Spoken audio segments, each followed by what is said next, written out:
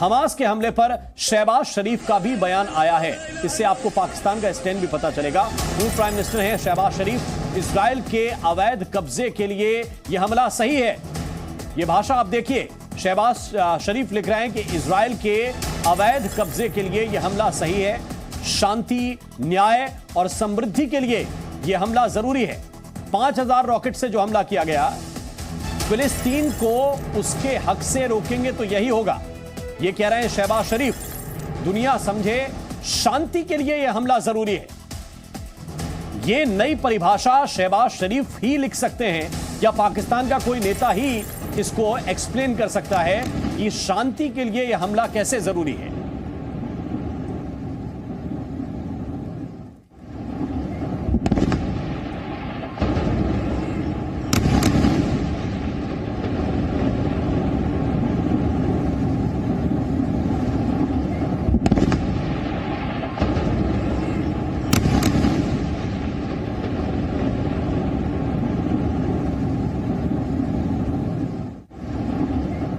हमारे साथ प्रणय जुड़े हुए हैं। प्रणय के पास एक बार हम फिर से चलते हैं। प्रणय, ये तो दुनिया का एक ही देश एक्सप्लेन कर सकता है कि शांति के लिए युद्ध जरूरी है, शांति के लिए 5000 रॉकेट से हमला जरूरी है, और वो शहबाज शरीफ हैं। लेकिन सिर्फ शहबाज की बात नहीं, जो देश चाहे ओमान हो चाहे ईरान हो, इनका क्या लॉजिक है? ये कैसे एक आतंकवादी हमले को जस्टिफाई कर रहे हैं?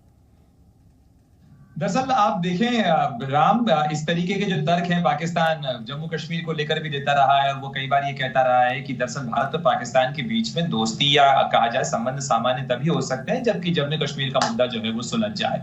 और इजराइल के बारे में आप जानते हैं कि पाकिस्तान इजराइल को मानता नहीं, और पाकिस्तान के पासपोर्ट पर लिखा होता है कि ये पासपोर्ट हर जगह वैध है एक्सेप्ट इजराइल।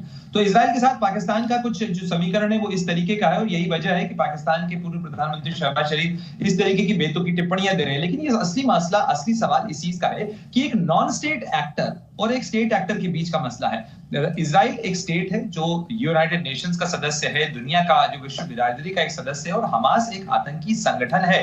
फिलिस्तीन की सरकार नहीं है हमास। हमास एक आतंकी संगठन है और उसके लड़ाके हैं, और उसके लड़ाकों ने दाखिल होकर इस तरीके का उत्पात इस समय इजराइल में मचाया है। दुनिया के जो तमाम देश हैं वो इस तरीके से कम स्टेट्स के साथ खड़े होते हैं ऐसे मौकों के ऊपर जब आतंकी इस तरीके से आतंक का तांडव करते हैं, चाहे वो मुंबई में हुए आतंकी हमले का मामला हो, चाहे रूस के अंदर जो है हमने चेचनिया के जो लड़ाके थे उनका तांडव देखा था। इस तरीके की जब भी आतंकी घटनाएं होती हैं तो देश एक दूसरे के साथ खड़े होते हैं, क्योंकि इस तरीके से नॉन स्टेट एक्टर्स को प्रोत्साहित नहीं किया जा सकता है। लेकिन आप देखें कि चाहे ईरान की तरफ से आए हुए हिमायती सुर हो, चाहे पाकिस्तान के प्रधानमंत्री की तरफ से दिए गए बयान हो, या मिस्र की तरफ से आया हुआ बयान हो जिसके अंदर कहा गया है कि इस लड़ाई का बढ़ना जो है इस पूरे इलाके के लिए अस्थिरता कर सकता है। सऊदी अरब के भी बयान को अगर आप देखें तो उसके अंदर कहा गया है कि इस लड़ाई को तत्काल बंद किया जाना चाहिए। यानी उन्होंने हमास के ऊपर हमास के आक्रमण की निंदा नहीं की है, बल्कि उन्होंने कहा है कि दोनों पक्षों को ही इस समय शांति और संयम से काम लेना चाहिए और इस समय में इस लड़ाई को रोका जाना चाहिए। लेकिन इस लड़ाई की शुरुआत किसने की है, कैसे हुई शुरू ही ये लड़ाई है, इसको आप दरकिनार नहीं कर सकते हैं। और यही वजह है कि इस समय जो इजराइल इस समय कर रहा है अपने यहाँ पे जमीन पर, वो फिलिस्तीन के जो तमाम की तरफ से जो आए हुए लड़ाके हैं, खासतौर पर गाजा पट्टी का वो इलाका जिसके अंदर हमास का नियंत्रण है, हमास के उन लड़ाकों को बाहर खदेड़ने के लिए जो तमाम कवायद है वो इस समय चल रही है। लेकिन सबसे बड़ी बात इस समय चुनौती भरी बात जो है इजराइल के लिए वो यही है कि इसके कई इलाके अब भी इन हमास के लड़ाकों के कब्जे में है। क्या बड़ा सवाल जिस तरीके से बिल्कुल, और लोग भी जो हैं वो हमास के लड़ाकों के बंधक हो सकते हैं, इस बात से भी इनकार नहीं किया जा सकता। लेकिन विशाल, जब तक बैकअप ना हो और आप जानते हो कि सामने जिसके खिलाफ हम जंग छेड़ने वाले हैं वो इजराइल जैसा खतरनाक देश हो, तो क्या बिना बैकअप के हमास इतना बड़ा कदम उठा सकता है जबकि उसको मालूम है कि परिणाम क्या होगा?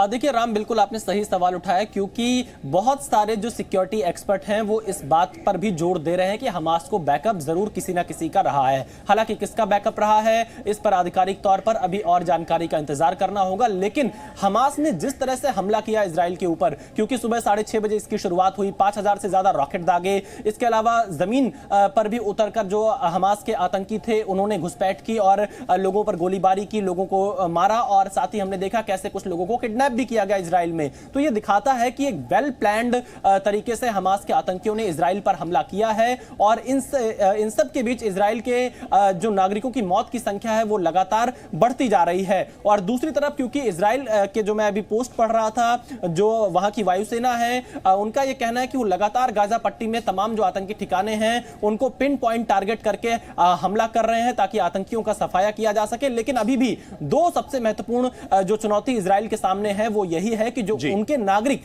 जिन्हें बंधक बनाया गया है उन्हें कितने जल्दी इजराइल छुड़ा पाता है और उनकी एग्जैक्ट संख्या क्या है, क्योंकि शायद उनकी ये दो बड़ी चुनौतियां हैं और उन पर काम करना ही पड़ेगा।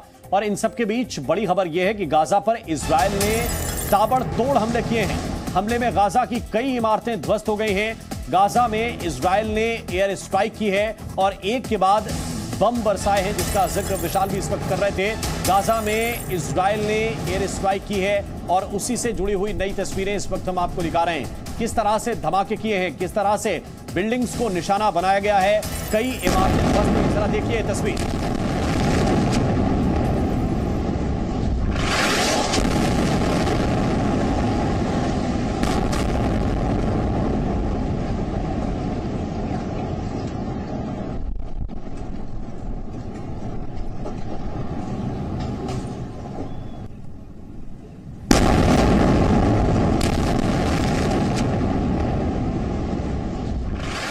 तो किस तरह से ये हमले अब किए जा रहे हैं और ये युद्ध कितना आगे तक जाएगा, इसके सारे अपडेट्स हम आपके साथ साझा करेंगे। प्रणय और विशाल, आप दोनों का बहुत बहुत शुक्रिया, बहुत बहुत धन्यवाद ये अपडेट लोगों के साथ, दर्शकों के साथ साझा करने के लिए।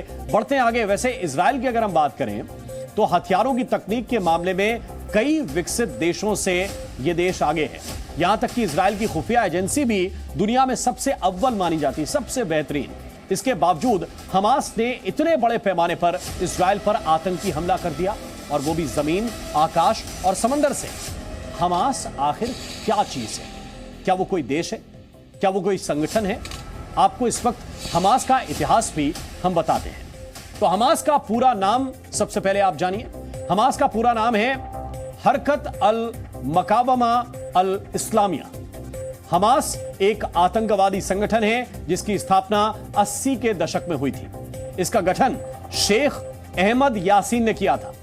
साल 1987 में हमास ने इजराइल के खिलाफ पहले इंतिफादा यानी कि विद्रोह की घोषणा की थी। इजराइल साल 1992 में हमास ने आर्म्ड यूनिट बना ली और इसने हथियारों का इस्तेमाल यानी कि 1992 से शुरू कर दिया था। हमास का मकसद है इजराइल में इस्लामिक राष्ट्र बनाना, यानी कि इस्लामिक राष्ट्र की स्थापना पूरे इजराइल में कर देना। गाजा पट्टी में हमास ही सत्ता चलाता है। खुद को वो सरकार मानते हैं। गाजा पट्टी उनके बिना चलती नहीं है। मौजूदा समय में हमास के पास 25,000 से ज्यादा लड़ाके हैं, यानी कि अच्छी खासी फोर्स, एक बड़ी फोर्स, 25,000 से ज्यादा लड़ाके। अमेरिका, यूरोपीय संघ और जापान समेत कई देशों ने हमास को आतंकवादी संगठन घोषित किया हुआ है। ये घोषित आतंकवादी संगठन है। Z News.